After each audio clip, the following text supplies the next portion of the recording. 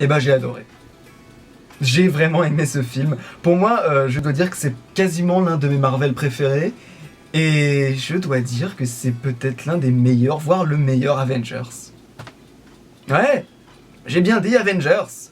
On se retrouve pour la critique du film Captain America 3 Civil War, une critique que j'ai voulu faire il y a très longtemps, mais entre temps ils se sont glissés plein d'événements comme mes partiels, mes examens, mes trucs, mes machins, des tas de trucs qui m'ont complètement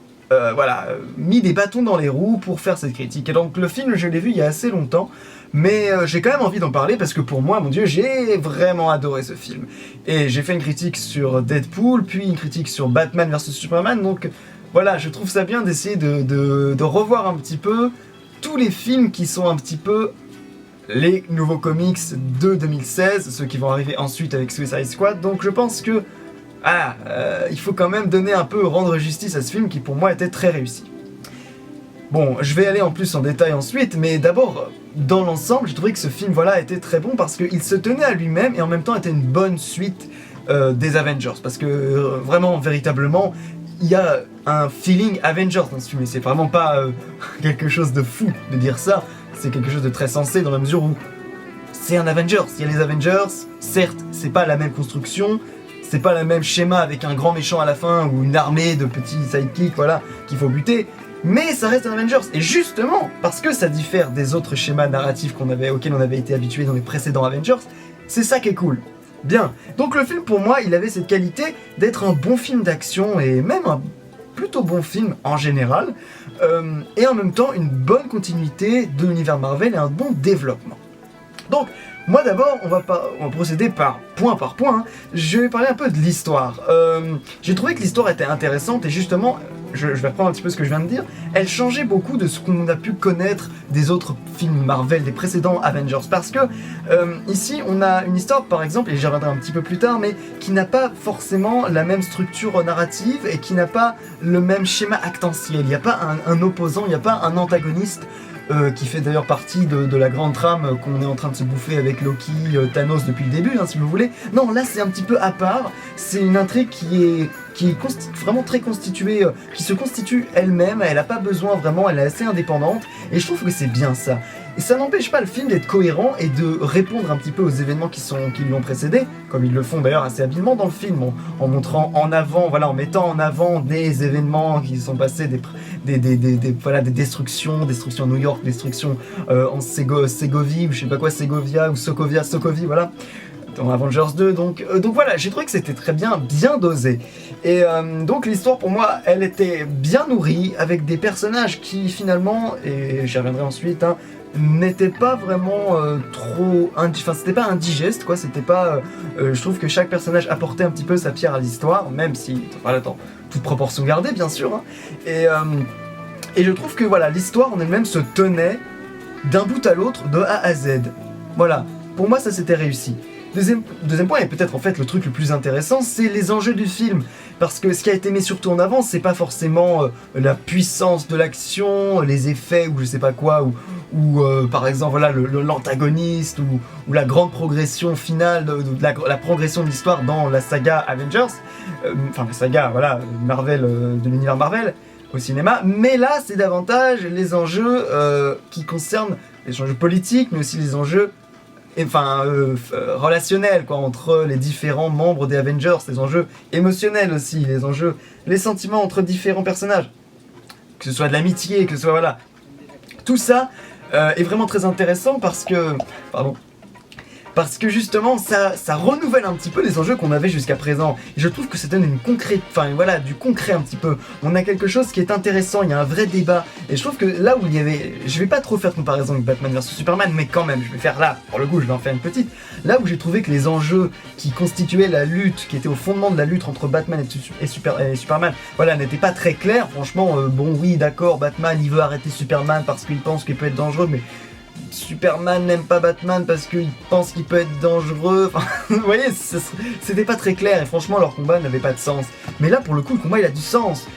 Ça mêle beaucoup d'enjeux. Il y a en plus de la manipulation qui est d'ailleurs un petit peu à l'image de Lex Luthor, hein. Les films sont d'ailleurs tous les deux très similaires, on va pas se mentir. mais peut-être que je ferai une comparaison finale à la fin de la vidéo. Mais en tout cas voilà, donc ce qui est intéressant c'est que premièrement on a un enjeu principal qui est l'enjeu politique, qui est celui un petit peu qui reprend Civil War, hein, qui reprend la base de Civil War, qui était en fait les super-héros, parce qu'ils causent trop de problèmes, doivent s'officialiser et travailler avec le gouvernement. Ce que, voilà, dans le film en tout cas, ce que ne souhaite pas Captain America, parce que dans le film, son ami, le Winter Soldier, là, le soldat d'hiver, est menacé justement par les forces gouvernementales, forces de l'ONU, tout ça, parce que justement c'est un assassin et qu'il a eu qu'il est menacé un petit peu parce qu'on l'accuse d'avoir perpétré des attentats, et à raison pour les précédents. Mais là, en ce qui concerne ce film-là, justement, la question est de savoir est-ce qu'il les a vraiment, voilà, est-ce qu'ils étaient vraiment derrière tous ces attentats. Et donc, l'histoire, elle reste pas sur le débat politique. Et en même temps, je suis pas contre parce que ça passe habilement du débat politique au débat, évidemment, beaucoup plus privé, de l'amitié entre, évidemment, Captain America et Bucky, mais également avec Iron Man. Et il y a quelque chose de très privé aussi dans cet aspect de débat politique, parce que Iron Man, c'est aussi du développement intérieur par rapport au fait que il prend conscience par ses propres crimes, justement, par ses propres débordements. Par exemple, le petit passage avec... je vais pas trop spoiler, mais enfin bon... le petit passage avec... un moment, il prend conscience, voilà, des dangers que représentent les Avengers et des crimes qu'ils ont pu commettre en termes de dommages collatéraux. Et donc voilà, les enjeux ici sont vraiment très intéressants, ils sont sollicitants, on a envie, voilà, de savoir, pour le coup, Team Captain, Team Iron Man, ça a vraiment du sens, parce que il y a le côté d'abord un peu institutionnel, voilà, est-ce que vous pensez que les super-héros sont plus efficaces dans le domaine privé, mais dans ce cas-là, ça pose la question, est-ce que c'est pas un peu comme une sorte de milice privée, mais est-ce qu'ils seraient pas plus efficaces tout seuls, est-ce que justement ça va pas trop les ralentir s'ils sont au sein de l'ONU, et Vision amène un argument très intéressant, c'est que effectivement les super-héros eux-mêmes, leur propre force, appellent le défi, appellent au défi, appellent justement les ennemis, et quand on y pense, finalement, un film de super-héros, quand tu regardes le début, il y a une ville qui est construite, et puis quand tu regardes la fin, il y a une ville qui est détruite. Donc ça pose beaucoup de questions, justement, parce que certes, il y a eu des méchants qui sont arrivés, mais l'existence des super-héros eux-mêmes n'est là que pour contrer la menace. Or, s'il n'y avait pas cette menace, il n'y aurait pas cette destruction à la fin qui est bien présente. Et la destruction, on peut bien se poser la question d'où elle vient. Et c'est vrai que cette espèce de sentiment de défi que peuvent ressentir les antagonistes peut justement nous faire penser qu'il y a un petit peu un cercle vicieux qui se joue là-dedans. Donc, très intéressant, ça pose du débat, c'est pas juste de l'action à tout va. Et je trouve à la fin que quand le débat politique se transforme en vraiment plus un débat privé sur... Enfin, une lutte privée, une lutte émotionnelle par rapport à différentes attaches, ça et là, par rapport à différentes amitiés qui s'opposent, et qui est un petit peu d'ailleurs le fruit d'une master plan de Zemo dans le film, le méchant entre guillemets, on y reviendra, il n'y a pas vraiment de méchant dans ce film. Et donc, voilà, quand on apprend la vérité sur la vérité sur Iron Man, enfin sur voilà, les révélations à propos d'Iron Man, Captain America, Bucky, tout ça, à la fin, je veux dire, c'est extrêmement difficile de savoir qui est vraiment dans le droit de buter de buter l'autre. Enfin, ça pose vraiment, ça, je trouve que c'est très sollicitant au niveau à la fois cérébral, voilà, et intellectuel, on va dire, et pas poussé non plus, mais enfin quand même, et émotionnel, voilà, vraiment beaucoup émotionnel. Donc, pour moi, les enjeux très réussis, ça m'a beaucoup plu. En ce qui concerne donc le rythme de l'histoire et la narration, même si, alors c'est pas très subtil non plus, hein, mais c'est quand même assez intéressant parce que ils nous font bien sentir la notion très globalisée des Avengers, l'aspect très global de ce petit groupe, parce que c'est plus vraiment avec un gouvernement d'un pays auquel ils ont affaire, mais plus voilà, l'ONU maintenant, c'est vraiment l'ensemble du monde qui est concerné par leurs actions et par leur existence. Et on voit bien par exemple à chaque fois ils nous mettent voilà, là on est en Autriche, là on est en Afrique, enfin je sais plus dans quel pays, là on est je sais plus où en Russie, là on est aux États-Unis, enfin bref voilà, c'est très bon, c'est pas très subtil, hein, c'est un peu les gros sabots là, mais c'est intéressant cette démarche parce que c'est pour nous montrer, regardez, les Avengers, enfin les Avengers, ça concerne toute la planète, donc c'est intéressant. En plus de ça, on est un petit peu dans une saga qui mêle beaucoup, enfin qui nous fait un peu rentrer qui nous fait voir les conflits d'une échelle un petit peu planétaire, donc justement ça rentre un petit peu dans cet ordre là, donc c'est plutôt bien. Ensuite donc en ce qui concerne donc la narration, j'ai trouvé que c'était plutôt rapide, plutôt rythmé en fait, assez efficace, rythmé, intercalé donc des scènes de dialogue que j'ai beaucoup apprécié justement, intercalé avec des scènes d'action qui pour moi sont plutôt, alors il y a beaucoup d'action, il y a quand même pas mal d'action, mais c'est assez bien comment expliquer, c'est assez bien disposé, dans le sens que vous avez en premier lieu une action qui fait office d'introduction, puis ensuite vous avez l'action, il y a pas mal d'actions, il y a des actions qui sont plus dans l'aspect péripéties, voilà, le nœud qui constitue un petit peu le développement, voilà, du nœud perturbateur en fait, enfin de l'élément perturbateur de l'histoire,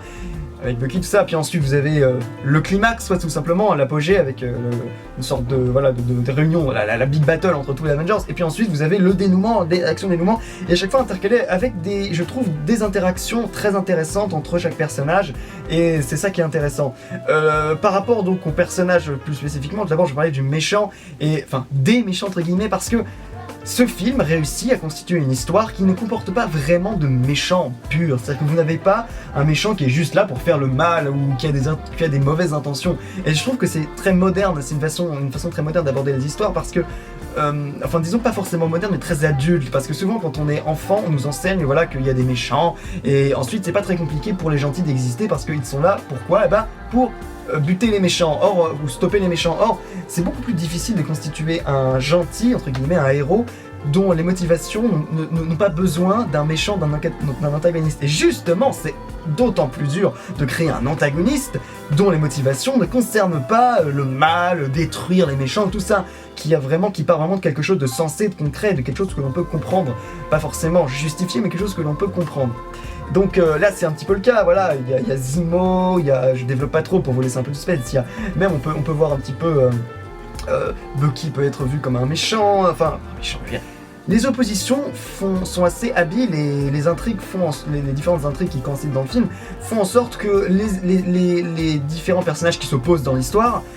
comme je l'ai dit, les rapports de force et la légitimité de chaque personnage est assez importante pour qu'on puisse se poser la question de qui est vraiment méchant, et je trouve ça vraiment très fort. Ensuite, par rapport aux personnages, je dirais que alors par exemple les nouveaux personnages qui interviennent dans l'histoire, donc on a c'est dans la bande-annonce donc je spoil rien, on a T'Challa, la Panthère Noire, on a, alors, pas un nouveau personnage mais un nouveau personnage intégré dans l'univers Avengers un petit peu, donc c'est Ant-Man, et évidemment Spider-Man. Donc ça c'est très intéressant parce que je trouve qu'ils les ont excellemment bien introduits dans l'histoire. D'abord je vais parler peut-être de Ant-Man parce que c'est peut-être le plus anecdotique, mais il y a quand même quelque chose à dire de très intéressant par rapport à Ant-Man, c'est qu'ils nous ont fait un gros cadeau fanservice, et ça me permet de justement de bifurquer un petit peu sur le fait que oui, c'est un mat de personnage, c'est beaucoup de fanservice, mais en même temps, c'était bien. Et ce fanservice, il est bienveillant, je veux dire. Il est pas, c'est pas du fast-food de personnages. Et je viendrai ensuite par la suite. Les personnages ont chacun un développement intéressant. Et Ant-Man, lui, à un moment, alors bon, je vais pas trop vous spoiler, mais il y a une espèce de moment où il déclenche quelque chose qui fait référence, qui fait écho bien sûr à quelque chose qui est issu du comics. Et donc voilà, en ce qui concerne Ant-Man, je trouve que c'était la dose parfaite, ce qu'il fallait ajouter de Ant-Man dans le film. En plus, c'est plus une touche humoristique qu'il apporte, donc c'était plutôt bien. En ce qui concerne donc T'Challa, je trouve qu'il apporte un sentiment de puissance et de sérieux d'un coup comme ça, dès qu'on arrive, ça n'a pas de sens cette phrase, dès qu'on le voit arriver, voilà, il manquait des mots, dès qu'on le voit arriver dans le film, on sent tout de suite l'attention autour de ce perso, autant dans ses motivations qui sont assez sérieuses et assez intéressantes, et qui tiennent la route franchement. Jusqu'au bout où ce personnage justement demeure un personnage assez important dans l'histoire, même s'il est secondaire, mais il a une action qui concerne l'ensemble de l'intrigue de manière générale, et donc du coup c'est plutôt intéressant de voir ça. Pour Spider-Man, donc je dirais que c'est juste méga réussi quoi, c'est-à-dire que il y a à la fois l'humour qu'on connaît de Spider-Man, le côté un petit peu geek, un petit peu nerd si vous voulez, le fait qu'ils ont bien justement mis le côté un peu scientifique parce que c'est lui qui a construit son propre lanceur de, puis d'ailleurs la matière qui constitue en fait l'espèce de toile d'araignée. Et voilà, et donc ça c'était excellent aussi, voilà, le fait qu'il renouvelle un petit peu, parce que cette fois-ci on a un Spider-Man, donc certes qui est peut-être plus fidèle au comics parce qu'il y a à la fois ce petit côté un peu tchatch, ce petit côté un petit peu Deadpool dans la façon d'être arrogant, mais en fait sans le vouloir, c'est ça qui est, pas arrogant mais disons un petit peu titillant, et c'est ça qui est drôle, et en même temps le côté un petit peu timide, un petit peu pas trop sûr de lui. C'est un excellent cocktail de ce qu'avaient donné Tommy McGuire et Andrew Garfield, donc Spider-Man et The Amazing Spider-Man, parce que Tobey Maguire avait donné une vision de Spider-Man qui manquait un petit peu cette aisance en fait, cette facilité, voilà, ce côté un petit peu railleur. Et Andrew Garfield avait un petit peu mis de côté l'aspect nerd, l'aspect geek. Geek dans le sens bien sûr original, c'est-à-dire un petit peu qui aime les nouvelles technologies, qui aime un peu tout ça. Et en ce qui concerne donc ce dernier-là, il est à la fois donc fidèle il a fait ce bon cocktail, il est fidèle, il a les deux. Fidèle plus aux comics donc, mais il s'est renouvelé parce qu'il est un petit peu plus jeune et en plus Tante May, j'aime bien parce qu'en plus ils ont joué sur le gag justement que Tante May ne ressemble pas du tout à la Tante May qu'on connaît, et même si ça a pu en choquer certains, moi je trouve que c'est pas mal justement parce que ça nous sort un peu de ce qu'on a vu et revu, parce qu'il a été surusé quand même ce pauvre Spider-Man, il a quand même eu 5 films déjà, remarque Batman aussi, enfin bon ouais, c'est des super-héros qui sont vraiment très usés parce qu'il y a beaucoup de films à propos d'eux quoi, mais donc j'ai trouvé que ce personnage était vraiment excellent, et certaines personnes m'ont dit ils étaient déçus parce qu'ils trouvaient que Spider-Man était trop mis en avant, trop fort, et donc ça énervait par rapport aux autres personnages que l'on connaît, et là nous faire arriver Spider-Man et le mettre complètement, lui faire disposer de pouvoirs vraiment il faut le mettre un petit peu dans l'échelle Avengers, on savait pas trop finalement, on l'a jamais vu à l'échelle des films Marvel, aux côtés d'autres super-héros, on l'a pas vraiment vu à l'action. Mais justement, je trouve que c'est bien de tout de suite montrer que derrière ce côté un petit peu maladroit, il y a vraiment un super-héros assez solide qui se cache derrière, parce que il faut le crédibiliser, Spider-Man. Spider-Man, c'est quand même un petit jeune, un petit peu fragile, un petit peu frêle si vous voulez, pas trop sûr de lui. Justement, il faut nous montrer qu'il y a quand même de quoi avoir confiance en lui. Donc voilà, c'était pour moi important de le crédibiliser, et justement de le crédibiliser dans l'échelle Avengers. Bien, ensuite, je vais parler, pareil, pour continuer dans les personnages, de la caractérisation. Parce que justement, ça, c'est formidable. Je trouve qu'ils ont vraiment beaucoup mis l'accent sur le développement pour chaque personnage. Alors peut-être pas pour Ant-Man, vous voyez, je veux dire, mais même Falcon et Rhodey, c'est-à-dire War Machine, ils ont du développement, ils ont des interactions intéressantes, chacun a un développement et une progression dans le film. Le premier, je dirais que c'est peut-être Iron Man, qui franchement, depuis Iron Man 1, est vraiment un des persos qui se développe le plus, et franchement, je dois dire que c'est un de mes personnages préférés dans le film. En plus de ça, c'est vraiment Tony Stark dans ce film-là, il ne met son armure d'Iron Man que vraiment vers la fin, et donc du coup, c'est bien parce qu'il est mis en avant sous son aspect un peu plus humain. Et le fait que voilà, les discussions entre Captain et Iron Man sont vraiment intéressantes. Captain America aussi, à la base c'est le soldat, mais c'est celui qui va un peu braver la loi dans ce film. Les gens qui disent qu'il n'a pas de personnalité, ça m'énerve, parce que c'est pas parce que vous êtes plein de principes, vous êtes fidèle à vos principes et que vous essayez d'avoir une morale, que vous êtes forcément ennuyeux ou je sais pas quoi. Non, c'est justement même assez dur de respecter sa morale, comme le prouve ce film, parce qu'ici la loi et l'éthique personnelle s'opposent, donc c'est intéressant de voir ça, moi j'ai bien aimé. Et d'ailleurs je dois dire que les films Captain America n'ont cessé de se révéler de meilleur en meilleur, et ce qui n'est d'ailleurs pas vraiment le cas de Iron Man, paradoxalement, même si je préfère Iron Man, mais c'est mon opinion, cela dit, mais en tout cas... Donc voilà, je trouvais que les personnages, même alors là, la Veuve Noire par exemple aussi, qui pourtant est un personnage un peu plus de background, je veux dire, et voilà, elle a du développement, donc c'est bien. Pareil aussi Bucky, qui lui passe par justement des dilemmes intérieurs assez sérieux, et puis justement par rapport à son propre futur en tant qu'un petit peu monstre. C'était un petit peu ça le problème, c'est qu'il se contrôle pas. Donc voilà, j'ai trouvé que c'était très intéressant, chaque personnage avait sa propre motivation, et je sens que je me répète beaucoup parce que je dis c'est très intéressant, mais c'est le cas, voilà. Chaque personnage avait des intentions crédibles et légitimes, des motivations qui concernent le spectateur, et c'est ce qui a créé pour moi le vrai débat dans ce film, parce qu'il n'y a pas vraiment un qui passe pour le bouc émissaire, ou je sais pas, pour le faire valoir de l'autre, donc ça c'était une excellente chose. Ensuite, donc, avant de passer, donc, dernière chose, c'est, j'ai trouvé que ce qui fait aussi la qualité des films Marvel, c'est qu'il y avait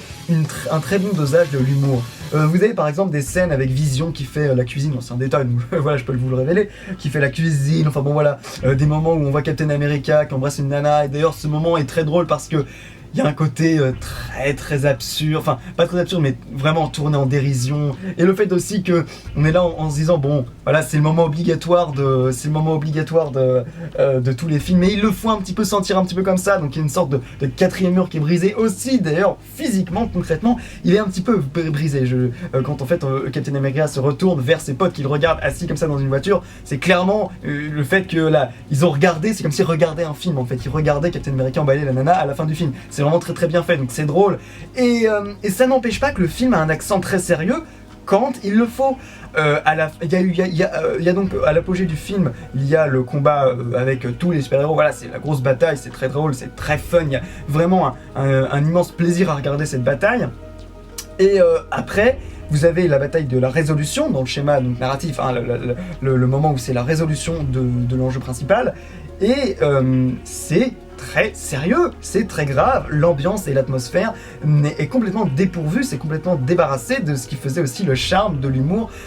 qui constituait la scène précédente. Et du coup, moi je trouve que c'est formidable parce que c'est justement très dur d'essayer de mêler un petit peu les deux sans... en réussissant à crédibiliser et à garder crédible leur héros. Bien, donc dernier point, je dirais que c'est peut-être parler un peu de la réalisation. Alors je suis pas un expert en réalisation, donc j'ai pas l'œil d'autres critiques ciné qui vont savoir voilà, quels choix ont été faits par rapport à tel mouvement qu'ils ont pu observer dans le film. Par contre, moi une critique qui a été faite par rapport à ce film, c'est qu'il y a beaucoup de shaky cam et que voilà, la caméra bouge beaucoup et dans les scènes d'action et qu'on voit pas très bien, que c'est un peu agaçant. Et c'est quelque chose que je déteste en ce moment, effectivement, je déteste vraiment qu'on voit très très mal les scènes d'action, je comprends pas pourquoi. Par exemple dans le Hobbit, les scènes de la bataille des 5 armées étaient pour moi souvent assez un peu gâchées parce que c'était beaucoup trop secoué et du coup ça perdait un petit peu la vision d'ensemble, la grosse bataille qui pour moi voilà, perdait sa saveur quand on allait au fond dans les combats un petit peu individuels et qu'on allait un petit peu partout, qu'on comprenait rien. Mais là ce n'était pas le cas. Je veux dire, franchement, c'était pas le cas, on était là, justement avec Spider-Man, il y avait beaucoup de plans séquences où on suivait comme ça, et aussi avec tout, parce qu'il y avait beaucoup de personnages qui pouvaient voler dans ces batailles, Vision, Iron Man, War Machine, Falcon, même Spider-Man un petit peu, même s'il vole pas vraiment. Et du coup, voilà, ces scènes d'action, alors déjà, les scènes d'action sont quand même très très intenses, faut quand même le dire. Même si c'est vrai, il y en a beaucoup et parfois c'est un petit peu genre la scène d'action pour la scène d'action, on le sent. Mais en même temps, ça fait partie du fun des films de super-héros, on ne pourra pas l'enlever. Il y a bien que je dirais Watchmen qui en est un petit peu dépourvu, même s'il y en a quand même, et on sent que c'est pas le centre du film. Mais ici, vraiment, il y a quand même un aspect important. C'est les scènes d'action, c'est un petit peu ce divertissement-là aussi qu'on recherche. Mais pas que, et ce film Civil War justement contribue à démontrer un peu le contraire. Mais j'ai trouvé que là, chez Kikam, franchement, je trouve pas qu'on puisse reprocher spécifiquement à Civil War d'en abuser, franchement pas. Et je dirais que c'est pas le cas du tout en fait. J'ai trouvé que la scène, la grosse bataille, même au début je me suis dit oh là là, putain il va y avoir 12 personnes qui se battent, on va rien comprendre, ça va être horrible. En fait non, c'est pas le cas,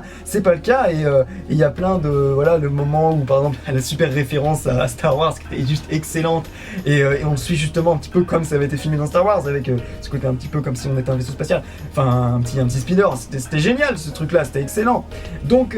j'ai beaucoup aimé la façon dont ils avaient géré les grosses scènes d'action. Après c'est vrai, oui, il y a de la shaky cam quand même, bien sûr, mais pas que, et j'ai trouvé qu'ils avaient bien dosé justement ça aussi, cet aspect.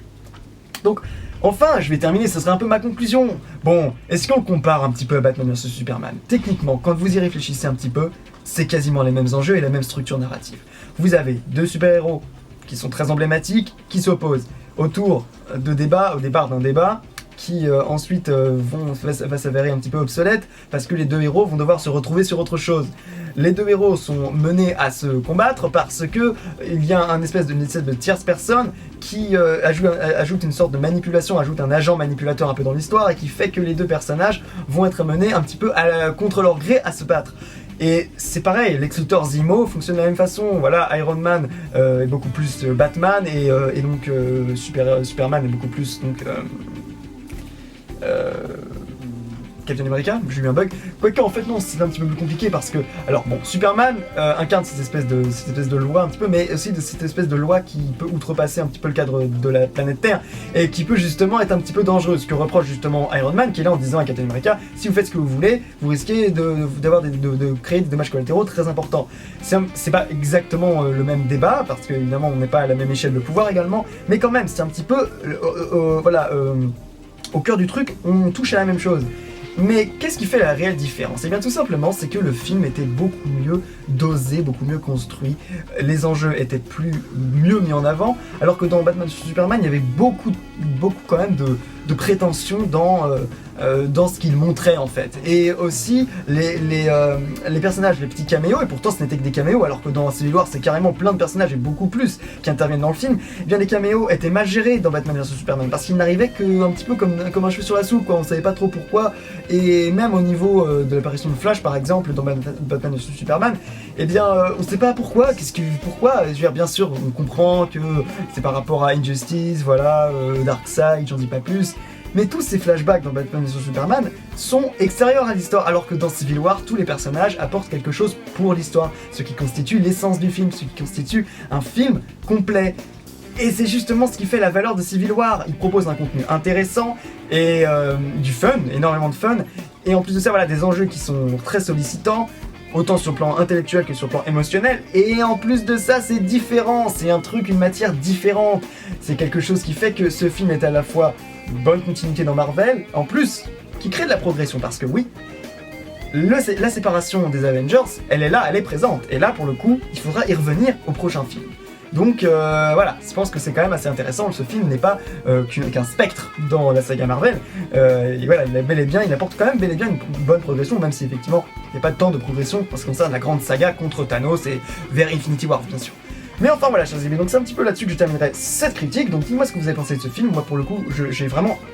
bien aimé ce film, j'espère que je l'ai bien défendu, et dites-moi d'ailleurs dans les commentaires si vous avez préféré Batman vs Superman, je pourrais le comprendre, mais moi d'ailleurs je dois vous dire, je ne suis pas forcément un grand fan de Marvel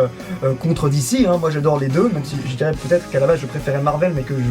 je préfère la Justice League, donc c'est bizarre. Mais en tout cas voilà, donc j'ai trouvé que ce film voilà, était vraiment très réussi. Dites-moi si vous en avez pensé, et on se retrouve la fois prochaine pour une nouvelle critique. Allez les amis, ciao!